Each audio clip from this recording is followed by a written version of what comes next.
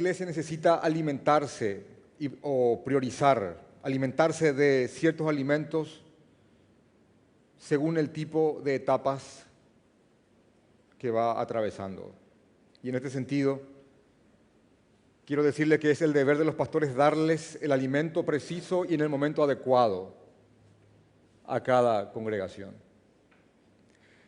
Hay un verso en Hechos capítulo 20, versículo 28, cuando Pablo se dirige a un grupo de pastores y Pablo les dice: por tanto, mirad, por tanto, pastores, obispos o ancianos, es lo mismo, mirad por vosotros y por todo el rebaño que el Espíritu Santo os ha puesto por obispos para apacentar la iglesia del Señor, la cual Él ganó por su propia sangre.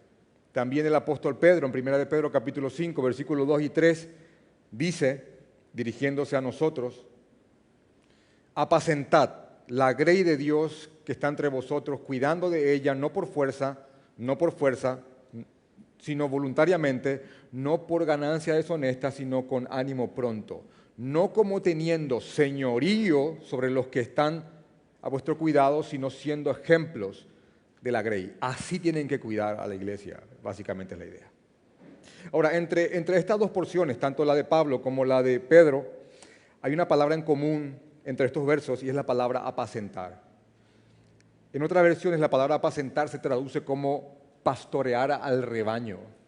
Y pastorear al rebaño significa básicamente guiarlos a buenos pastos para que puedan alimentarse y estar atentos a aquello que es correcto y a aquello que no lo es. Así que esa es la función pastoral: apacentar, alimentar, guiar al rebaño a buenos pastos, no de manera forzosa, no como teniendo señorío, sino siendo el ejemplo, no de manera forzosa por ganancia deshonesta, sino que sea con ánimo pronto y que sea honestamente. Hermanos, yo también quiero transmitirles que en estos momentos y en esta etapa de la iglesia que estamos atravesando como congregación es importante que vayamos juntos a los pastos, o mejor dicho, al alimento que el Señor nos dio a través de la primera carta a Timoteo. Así que necesitamos nutrirnos de las ideas principales de esta carta para saber qué camino debemos tomar como congregación. Hoy vamos a centrarnos en el capítulo 3, versos 14 al 16.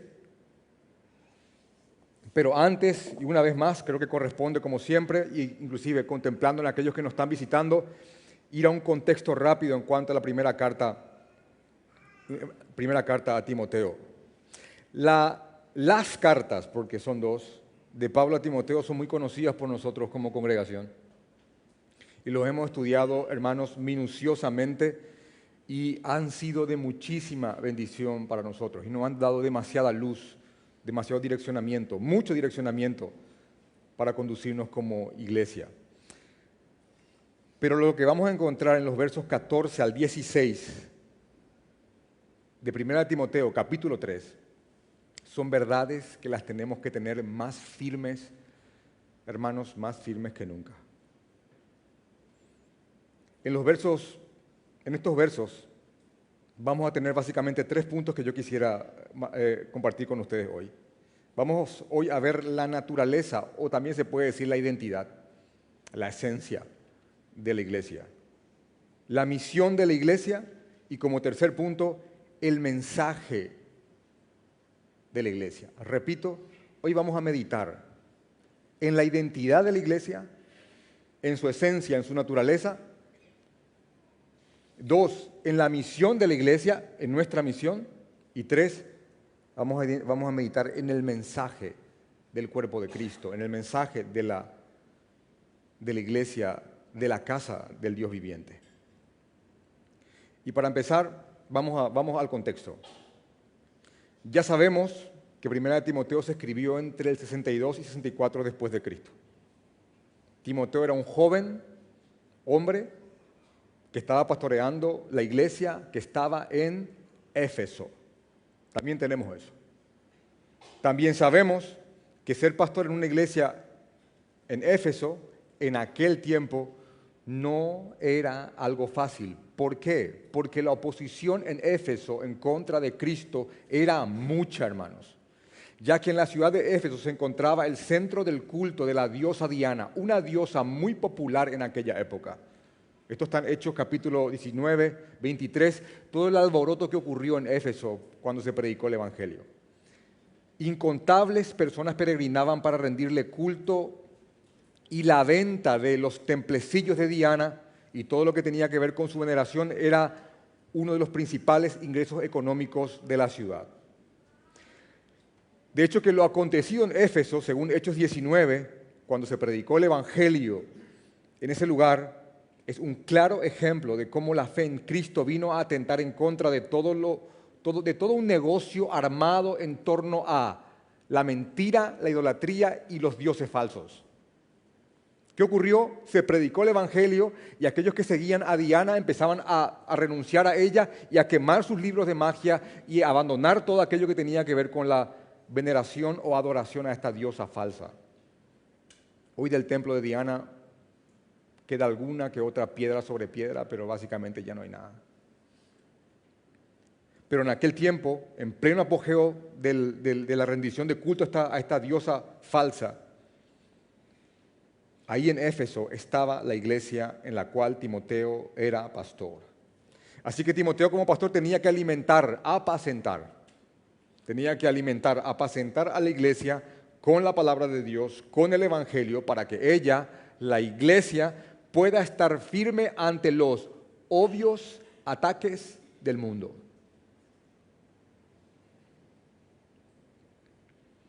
De hecho, que otro buen dato que nos puede llevar a concluir que Satanás es siempre el mismo, es que él no se conforma con atacar solamente a la iglesia desde afuera, sino que también lo hace desde adentro. La iglesia de Éfeso no solo tenía que hacer frente a los ataques externos, sino que también se habían introducido en la iglesia falsos maestros que estaban trastornando el Evangelio y confundiendo a muchos. Y aquí abro observación para aclarar algo. Cuando me refiero a falsos maestros, no me estoy refiriendo a hermanos que simplemente estaban enseñando alguna postura distinta en cuanto a doctrinas secundarias o no salvíficas. En Éfeso, repito, se habían introducido verdaderos falsos maestros que estaban trastornando o que habían trastornado el Evangelio. Así que la iglesia en Éfeso estaba peleando en varios frentes, tanto adentro como afuera. Por afuera el mundo y por adentro falsos maestros que estaban corrompiendo la cruz de Cristo. Esa era la situación. Y en medio de eso había un pastor, lidiando afuera y lidiando adentro. La situación de ellos es mucho peor que la nuestra. Yo creo que no estamos pasando por lo que pasó la iglesia en Éfeso, pero aún así, y por eso creo que las palabras que fueron dirigidas a Timoteo y a través de Timoteo a todos nosotros, a toda la iglesia, son las palabras que tenemos que tomar hoy para encontrar ánimo, fuerza y guía en el Señor. Amén. Amén, hermanos. Amén. Al leer la primera carta a Timoteo y al llegar al capítulo 3, versículo 14, uno llega al corazón de la carta. En otras palabras, podríamos decir que llegamos a la parte clave de esta epístola. En esta porción, básicamente lo que vamos a encontrar es la razón por la cual Pablo escribió esta carta a Timoteo. Pablo tenía la esperanza de ir junto a su amado hijo en la fe para apoyarlo. Pero también Pablo era consciente que muchas cosas podían pasar y aunque él confiaba en la voluntad, en la providencia del Señor, eso no, y esto me encanta, la actitud que uno encuentra en esta carta.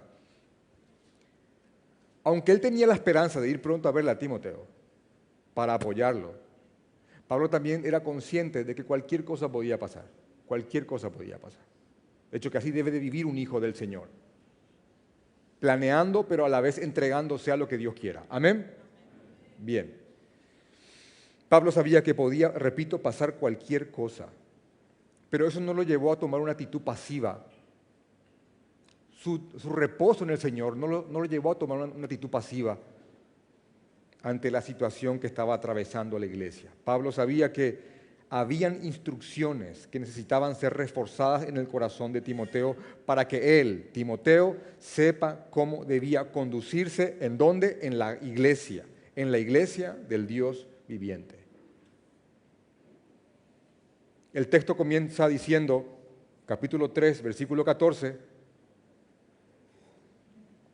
esto te escribo, aunque tengo la esperanza de ir pronto a verte, para que si tardo sepas cómo debes de conducirte en la casa de Dios, que es la iglesia del Dios viviente. La frase esto te escribo, ¿a qué se refiere? Bueno, respuesta rápida.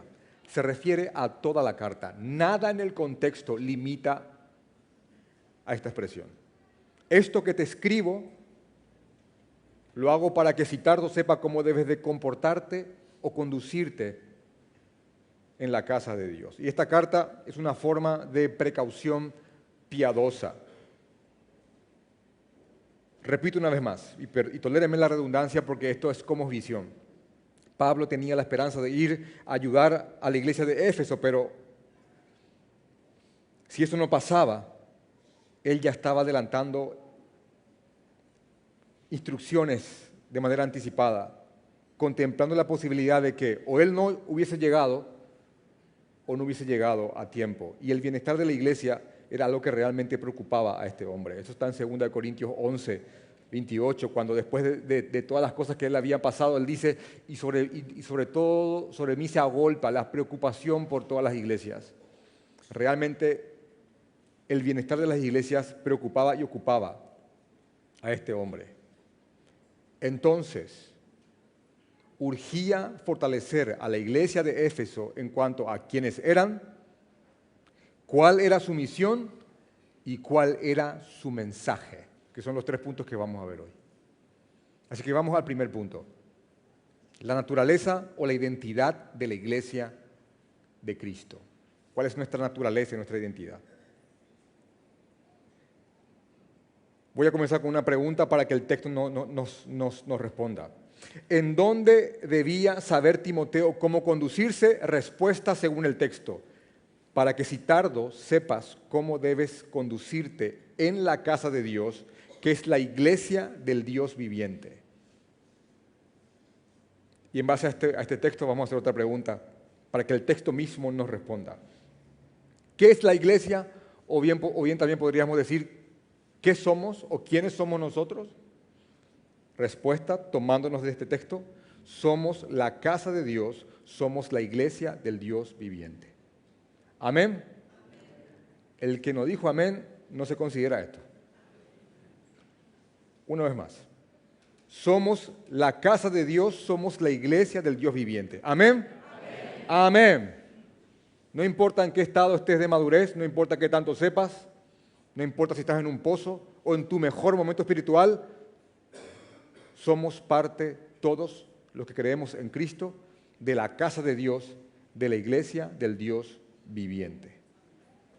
Cuando leemos a Pablo diciéndole a Timoteo que le escribía estas cosas para que sepa cómo debía de conducirse en la iglesia, hermano y niños aquí presentes, no le estaba diciendo en cómo debía de conducirse en un edificio, sino que más bien en cómo debía de conducirse entre aquellos que componen la iglesia. Entre los hermanos significa eso. Hermanos, Dios habita en nosotros, nosotros somos su casa, y repito una vez más, frase que voy a estar una y otra vez diciéndoles, somos la iglesia del Dios viviente. Y aquí yo creo que corresponde hacer un poquito de teología, solo un poquito, y creo que corresponde aquí que manejemos 2 conceptos importantes en cuanto a la iglesia, y es lo que se conoce como iglesia universal y como iglesia local. La iglesia universal está compuesta por todos los creyentes en Cristo alrededor de todo el mundo y en todas las épocas. Repito, alrededor de todo el mundo y en todas las épocas. Todo aquel que cree en el Evangelio de corazón sincero, realmente pasa a formar parte de la Iglesia universal.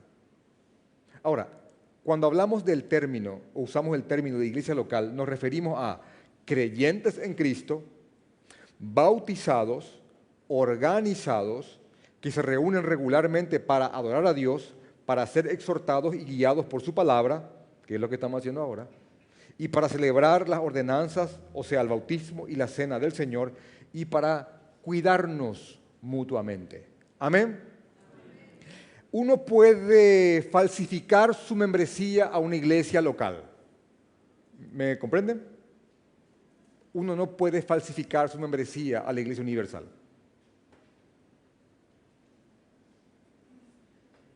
Uno puede venir, decir lo que tiene que decir, hacer el curso de membresía, bendiciones, maranata, kumbaya, Señor, cualquier Dios te bendiga, comportarse como un creyente y no serlo. Uno puede falsificar una membresía local. De hecho que muchos miembros de iglesias locales, cuando llegue el día del juicio, se van a dar cuenta que no son salvos. Y en aquel día, Señor, pero en tu nombre, yo nunca te conocí. Ahora, en la Iglesia Universal, que va mucho más allá de barreras denominacionales, solo ingresan aquellos que realmente creen en Jesucristo. Amén.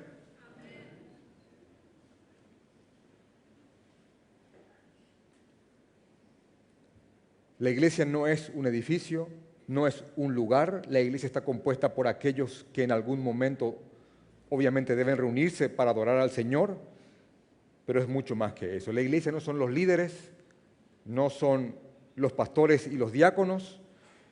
Los pastores y los diáconos son primeramente creyentes a quienes Dios ha dado dones para que sirvan y guíen al resto de sus hermanos.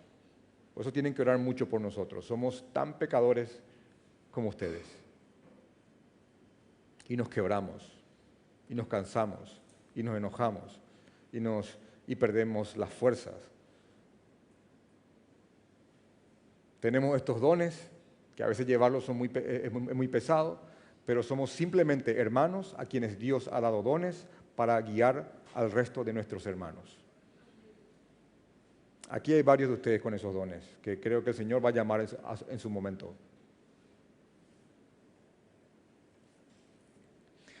La iglesia tampoco puede ser vista como una fría entidad o institución, como el IPS, como la ONU.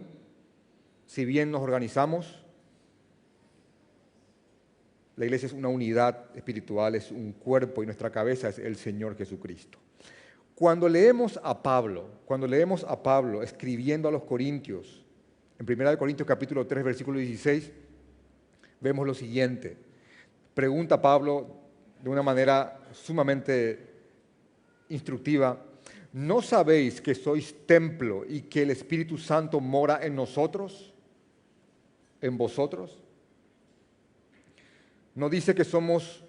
Pablo no dice que somos muchos templitos individuales en los cuales mora el Señor, sino que dice que somos templo de Dios. Nosotros, en plural, somos templo de Dios.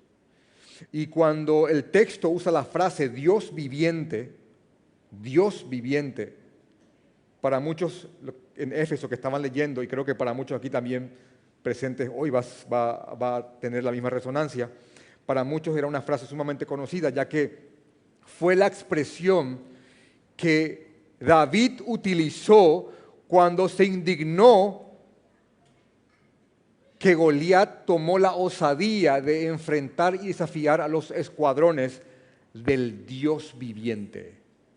¿Saben cómo se indignó David cuando se paró Goliat y empezó ahí a mofarse, a burlarse de los ejércitos de Dios? Dijo David: ¿y quién es este? ¿Quién es este filisteo incircunciso para que provoque a los escuadrones de quién? Del Dios viviente. Primera de Samuel 17, 26. ¿Quién se cree este? Así que cuando el texto dice de que somos la casa de Dios, da como un contexto familiar. Somos la familia de Dios, somos la casa de Dios. Somos los adoptados, amén. Porque el Hijo original murió por nosotros, amén. Amén, adoptivos. Amén, adoptivos. Amén. Somos parte de la familia de Dios. Ahora también somos la iglesia del Dios con quien no se juega.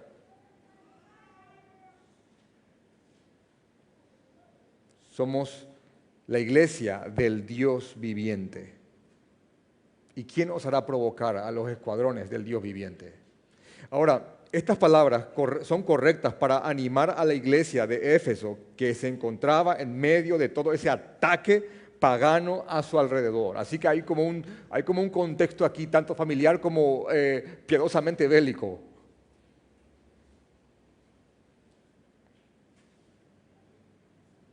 Así que somos eso, hermano, y no tenemos que perder de vista qué ha provocado la obra de Cristo. Somos la iglesia del Dios viviente y repito una vez más, somos la casa de Dios. Así que habiendo establecido quiénes somos, el texto nos va a llevar ahora al segundo punto, y es la misión de la iglesia. La misión de la casa de Dios, la misión de la iglesia del Dios viviente. Y en tan pocas palabras se resume la misión del cuerpo de Cristo. Somos columna y baluarte de la verdad. Columna y baluarte de la verdad. Así que pónganse siempre en contexto. Está Timoteo en Éfeso, están Efesios leyendo esto, y la imagen que ilustraba estos términos, columna y baluarte de la verdad, no eran algo extraño para los habitantes de Éfeso. ¿Por qué? Porque el templo de Diana, una de las 7 maravillas del mundo antiguo, se encontraba ahí. Y pueden googlear inclusive con más tiempo y ver lo que era el templo de la diosa Diana. El templo de esta diosa pagana era algo majestuoso y poco común para su época.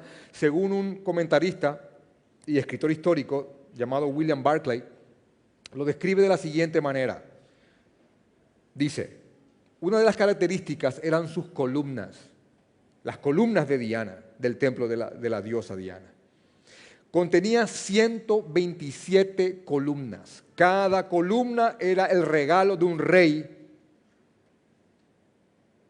que se lo construyó para honrarla. Todas estaban hechas de mármol y algunas estaban adornadas con joyas y cubiertas de oro. Fin de la cita. Ahora, si bien cada columna del templo de Diana estaba repleta de adornos, obviamente la función principal de estas columnas no era adornar, sino que sostener. Sostener la estructura, sostener el techo. Ahora, la palabra baluarte se refiere al cimiento sobre el cual descansaban las columnas o la estructura. Dice John MacArthur, de modo que en la metáfora de Pablo la iglesia es el cimiento y la columna lo que sostiene la verdad.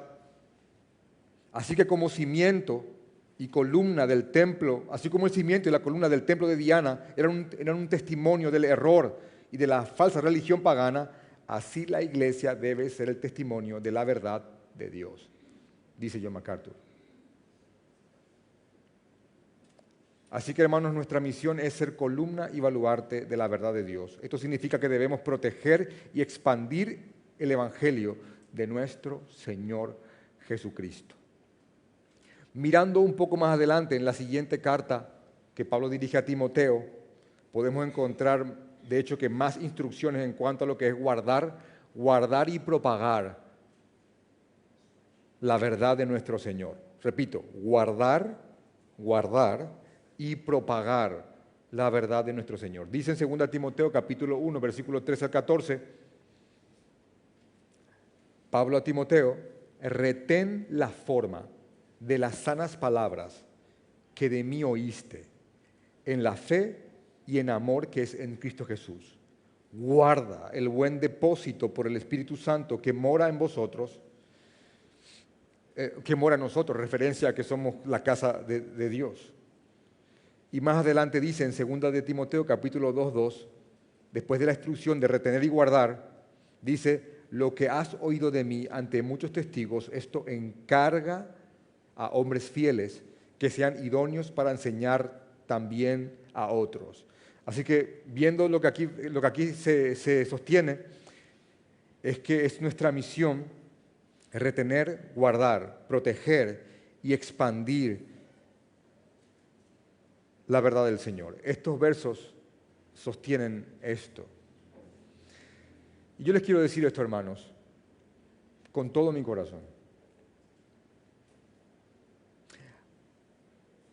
No debemos de olvidar nuestra misión como iglesia a la hora de elegir hombres para el ministerio. ¿Por qué?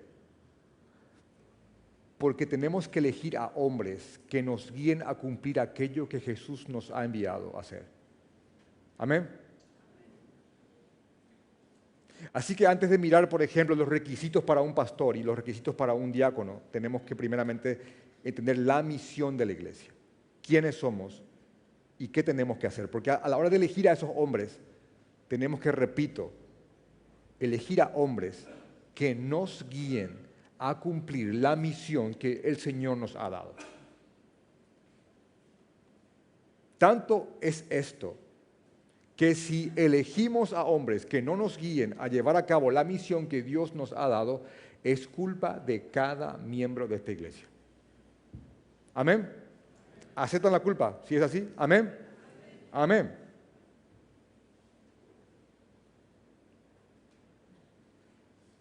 De ahí el texto, no impongas manos con ligereza, no apartes hombres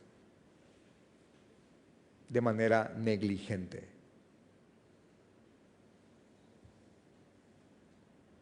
Así que tenemos que guardar y ser, ser columnas y baluartes de la verdad. Y aquí yo quiero resumir algo que leí en un comentario, en el de William Hendrickson, cómo debemos sostener la verdad del Señor como congregación. ¿Cómo nos convertimos en columnas y baluartes de la verdad de Cristo? Bien. Nota mental de esto, hermanos. Primeramente exponiéndolos a la palabra del Señor, exponiéndonos a la palabra del Señor, oyéndola, creyéndola. De hecho, que es lo que estamos haciendo ahora. Ustedes están aquí porque vienen a exponerse a la palabra del Señor. Así que, buen primer paso. Segundo, guardándola en nuestros corazones, haciendo el trabajo mental de memorizarla. 3, después de habernos expuesto a ella, de haberla memorizado, no solamente hay que memorizarla, sino que 3, hay que meditar en ella, hay que meditar en la palabra del Señor, hay que pensar, reflexionar en las Santas Escrituras. 4, hay que estudiarla, profundizarla, escudriñarla más y más, tratando de entenderla hasta donde nuestra capacidad humana deje. 5, obedeciéndola, luchando en contra de los deseos de la carne y buscando vivificar el espíritu a través de los mandamientos del Señor. 6, defendiéndola ante los ataques que buscan desvirtuarla. 7, viviéndola. ¿Y por qué diferencio obedeciéndola de viviéndola? Porque vivir la palabra de Dios es mucho más que simplemente poner por obra un mandamiento. No es solamente lo hago, es lo vivo.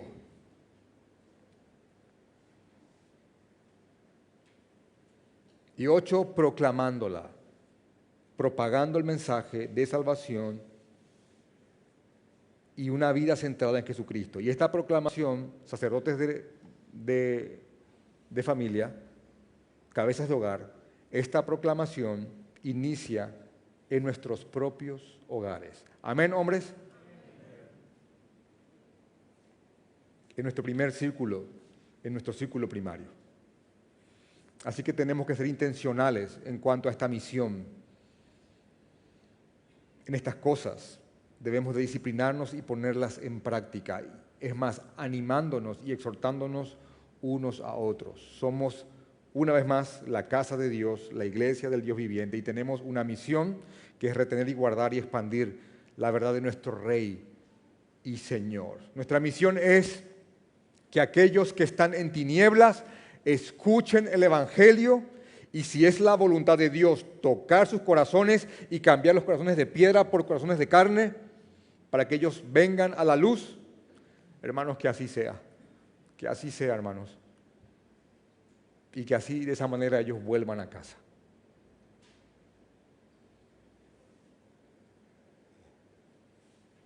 Nuestra misión es llevar a aquellos que están en donde estuvimos nosotros, predicarles el mensaje de arrepentimiento y perdón de pecados, y repito, y que vuelvan a Cristo. Así que no nos olvidemos quiénes somos y por qué estamos aquí. Y esto nos lleva a nuestro tercer punto, hermanos. Ya establecimos la identidad de la iglesia, ya meditamos en la misión de la iglesia y ahora vamos a meditar en el mensaje de la iglesia. ¿Cuál es nuestro mensaje? De hecho que aquí nada puede separarse. Uno no puede tomar uno de estos tres puntos. Identidad, misión y mensaje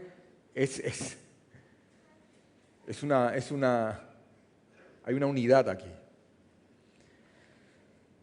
Me gusta cómo plantea un comentarista una introducción a este versículo y dice lo siguiente. Dice, la palabra de Dios es un vasto almacén de verdad. Eso es verdad, añado yo. Sigue diciendo este comentarista, pero de entre toda la verdad de Dios, ¿cuál es la más esencial que la iglesia debe de defender y proclamar? ¿Cuál?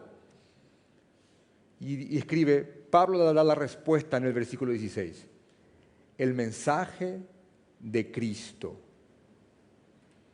Hermanos, el mensaje de Cristo es básicamente su obra, es su evangelio, y este evangelio está brillantemente condensado en una forma de credo en el versículo 16 que tenemos enfrente.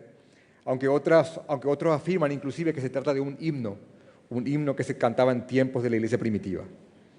Dice el versículo 16, indiscutiblemente grande es el misterio de la piedad. Dios fue manifestado en carne. Otras versiones dicen, Él fue manifestado como hombre. La segunda línea dice, justificado en el Espíritu o declarado justo por el Espíritu, como dice otra versión. La tercera línea dice, visto por los ángeles.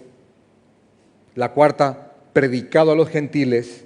La quinta línea, creído en el mundo. Y la sexta, recibido en gloria. Así que repito, este es un resumen, añado, un hermoso resumen del mensaje de Cristo. Este es el corazón de lo que enseñamos y predicamos.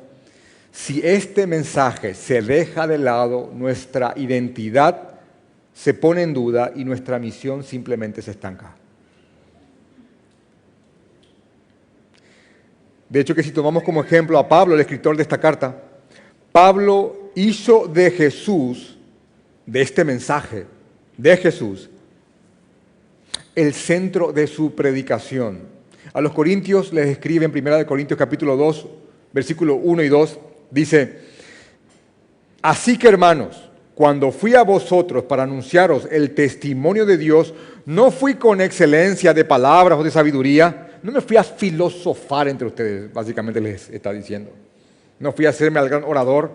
De hecho, que él sabía que la retórica de un hombre no es lo que realmente tiene poder.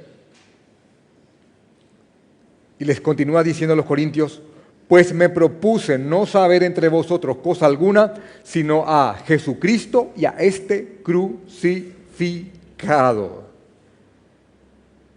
Eso me propuse, dice Pablo. Así que, hermanos, quisiera volver a afirmar esto. La palabra de Dios sí es un vasto almacén de verdad, pero comienza por este mensaje, por el mensaje de la cruz de Cristo. Y el verso 16 de 1 Timoteo, capítulo 3, inicia diciendo, indiscutiblemente grande es el misterio de la piedad. Otras versiones usan la frase, indiscutiblemente grande es el misterio de nuestra fe. Y otras versiones dicen, indiscutiblemente grande es el misterio de nuestra devoción. Así que este indiscutible y grande misterio, que es Cristo, es un misterio en el cual podríamos llegar a meditar la vida entera y nunca terminaríamos de comprender totalmente su obra y su persona.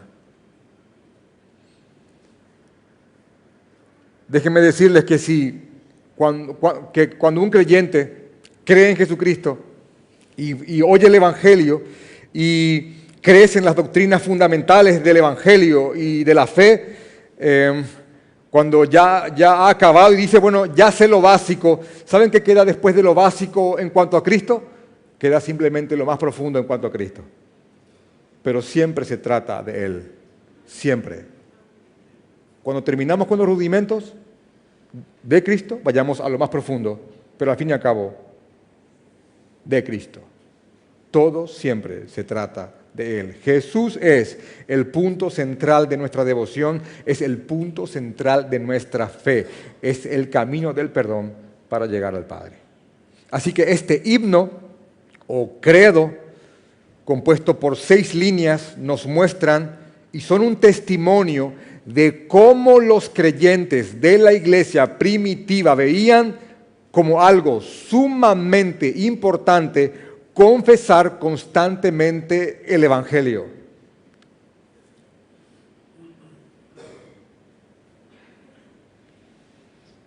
Y comienza así.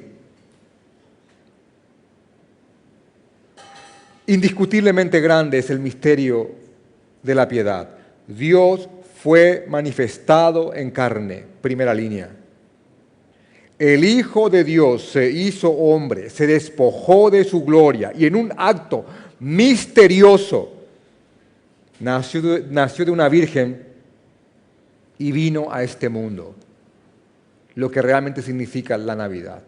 Nació el niño condenado a muerte por nuestros pecados. Gozo, pero a la vez tristeza. Nació el niño que estaba condenado a llevar nuestra culpa. Es agridulce la imagen. Y hermanos, aquí ya comienza el misterio, porque podemos decir que podemos definir esto, podemos definir la encarnación, pero si tratamos de profundizar la encarnación de Cristo, nuestras mentes finitas colapsan, hermanos. Aquel que hizo los cielos y la tierra, aquel que creó cada rincón del universo, que formó cada planeta, cada estrella y cada sol, que trazó las galaxias. No hay rincón que no esté ocupado por su presencia, no hay cosa que ocurra fuera de su voluntad. Aquel que no tiene principio ni fin, aquel de quien las tinieblas mismas huyen, se hizo hombre. Todo ese poder en un bebé, como dice la canción.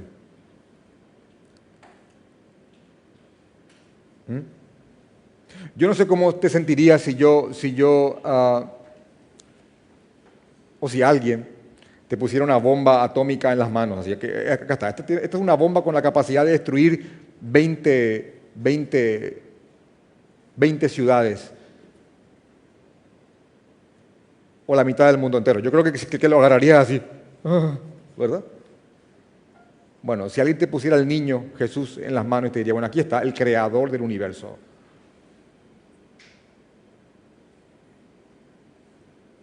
Aquel ante quien toda rodilla algún día se doblará y declarará que Él es el Señor, ángel y demonio, creyente y no creyente,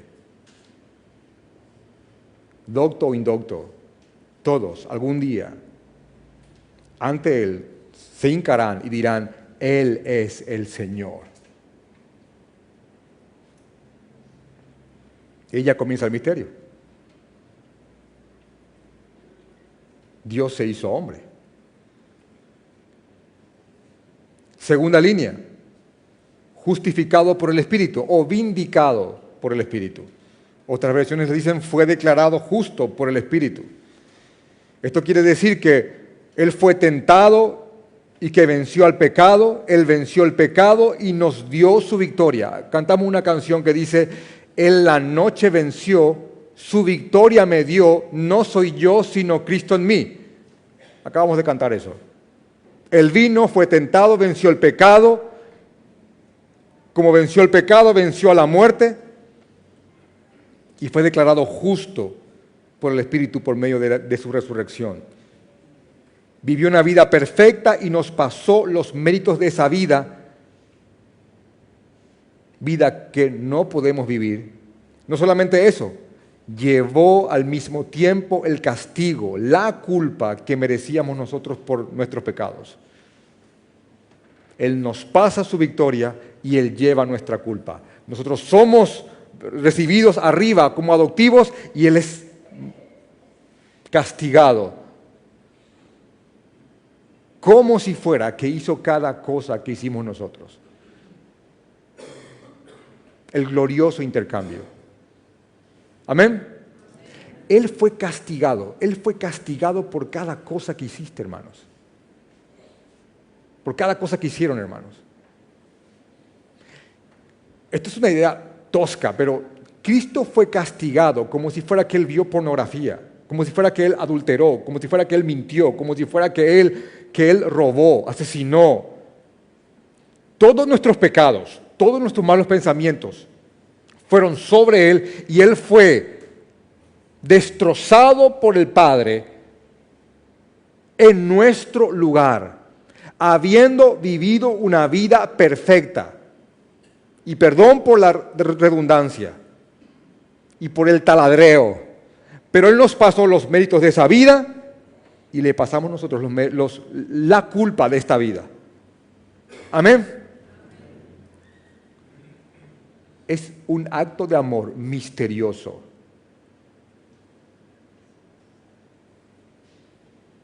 ¿Ya entienden por qué dice indiscutiblemente grande es el misterio de nuestra fe o piedad? Es un misterio. Él se encarnó, Él vino a ser declarado justo, porque su justicia es la mía ahora. Y no solamente eso, fue visto de los ángeles. Otra versión, fue contemplado por todos los ángeles. Las huestes celestiales fueron testigos de su obra, desde el momento de su nacimiento, luego su vida, muerte y resurrección. De hecho, que si uno lee la Biblia, hubieron ángeles tanto en su nacimiento, como en su vida, como en el momento en el cual Él estaba ahí orando en el Getsemaní, y fueron ángeles los primeros que fueron al lugar en el cual yacía su tumba vacía, y preguntando, ¿qué hacen aquí? Buscando al que vive. De hecho, que Hebreos capítulo 1, versículo 6 dice, otra vez, cuando se introduce al primogénito en el mundo, Dios dice, adórenle todos los ángeles de Dios. Hermanos, Jesús es Dios. Y adórenle todos los ángeles del Altísimo. Hebreos 1, 6. La cuarta línea de este himno / credo dice, predicado a los gentiles. También otra versión dice, proclamado en las naciones. Y fue Jesucristo mismo el que antes de ascender les ordenó a sus discípulos que fueran e hicieran discípulos a todas las naciones. Mateo 28, 19 al 20.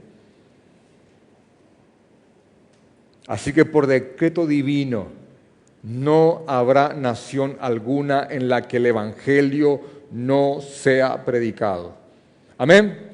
No habrá nación alguna en la cual el Evangelio no penetre y provoque lo que provocó en Éfeso.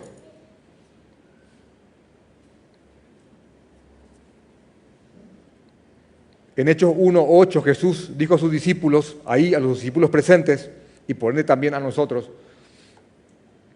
y me seréis testigos en Jerusalén, en donde todo empezó, y en toda Judea, en Samaria y hasta lo último de la tierra.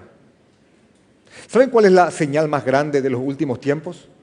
Porque algunos son como escatomaníacos y están más atentos a señales trágicas. Guerra de Israel. El tercer templo. El virus.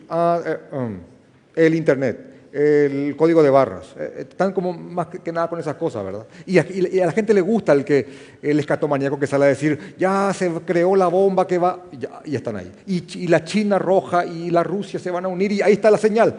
Hermano, la señal más grande y más contundente de los últimos tiempos es la expansión y la predicación del Evangelio. Cuando el Evangelio empieza a expandirse de una manera tal que sea escandalosa, hermano, prepara la valija porque ahí Jesús viene.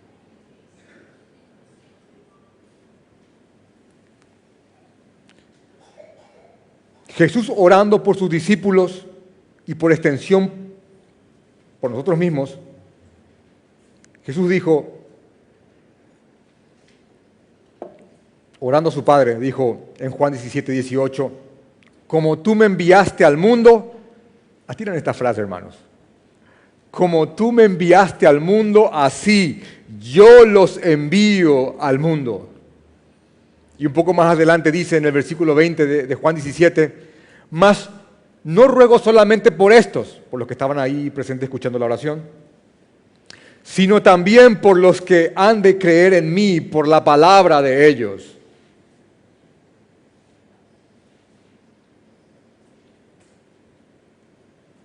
Así que Jesús oró por nosotros también aquella noche.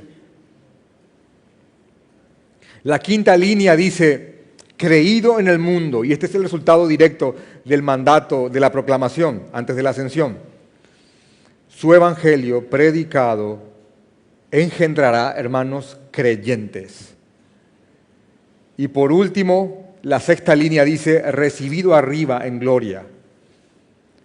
Nuestro Rey y Salvador, el Señor Jesucristo, habiendo terminado su obra, viviendo una vida perfecta, pagando el precio por nuestros pecados, ascendió y se sentó allá arriba en gloria a reinar.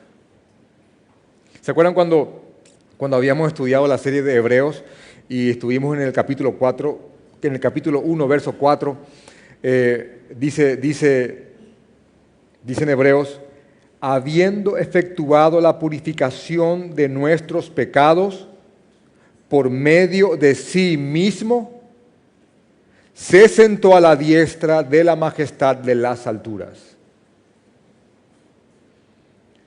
Y mucho más adelante, en Hebreos capítulo 10, 12 al 13, que vamos a estudiar cuando retomemos la serie, dice, pero Cristo, habiendo ofrecido una vez para siempre un solo sacrificio por nuestros pecados, se sentó a la diestra de Dios. De ahí en adelante, esperando hasta que sus enemigos sean puestos por estrado de sus pies. Amén.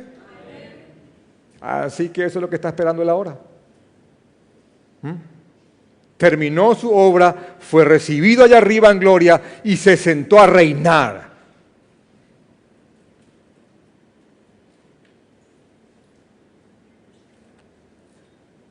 Conclusión.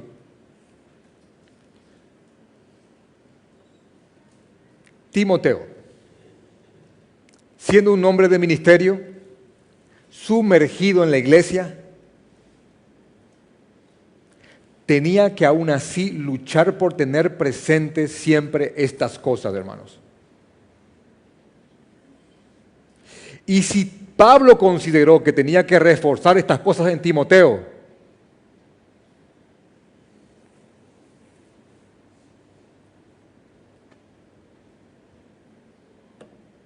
nosotros también lo necesitamos.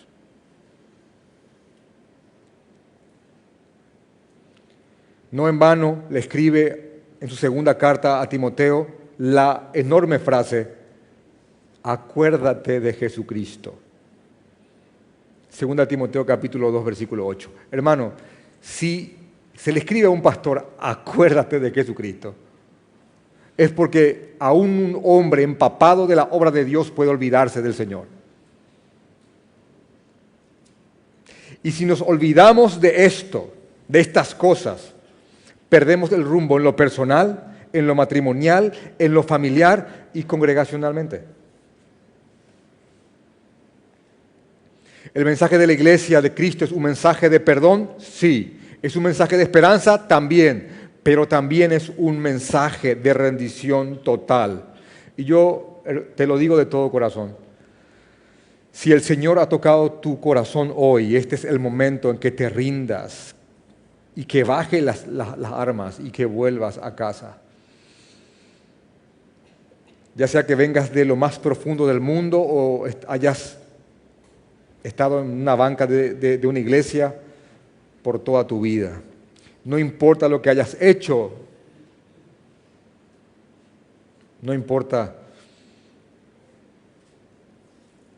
lo oscura que haya sido tu vida, en Jesús hay perdón de pecados, así que este es el momento en que te arrepientas y creas en el Evangelio.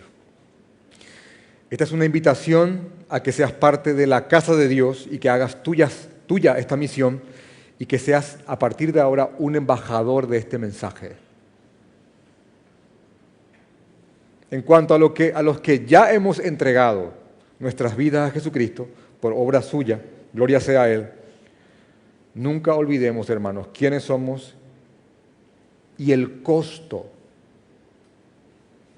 que involucró que seamos parte de la casa de Dios. No olvidemos la misión que tenemos en este mundo. Hermanos, somos columna y baluarte de la verdad de Dios y nuestro deber principal es guardar y propagar el mensaje de Cristo y todo lo que conlleva seguirle. Esta congregación realmente está en una etapa crucial y estamos en una etapa en la cual vamos a elegir hombres tanto para el ministerio pastoral como diaconal.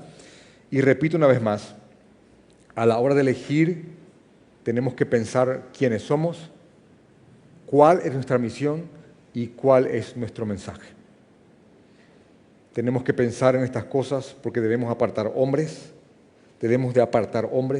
que nos guíen bíblicamente a cumplir lo que el Señor nos ha ordenado. Somos la casa de Dios, somos la iglesia del Dios viviente, somos columna y baluarte de una verdad y portadores de un indiscutible y grande misterio que debe de ser expandido hasta el último rincón del mundo. El mensaje de nuestro Señor Jesucristo. Amén. Amén. Vamos a orar. Padre, te damos gracias, Señor. Señor, te pedimos perdón por nuestros pecados, Padre. Guíanos, Señor. Afírmanos en cuanto a quiénes somos. Afírmanos en cuanto a nuestra misión. Y afírmanos, Señor, en cuanto a tu mensaje. Ayúdanos a retener y a propagar el Evangelio, Padre. Te amamos, Señor. Gracias por cada uno de los que están aquí presentes. En el nombre de Jesús. Amén.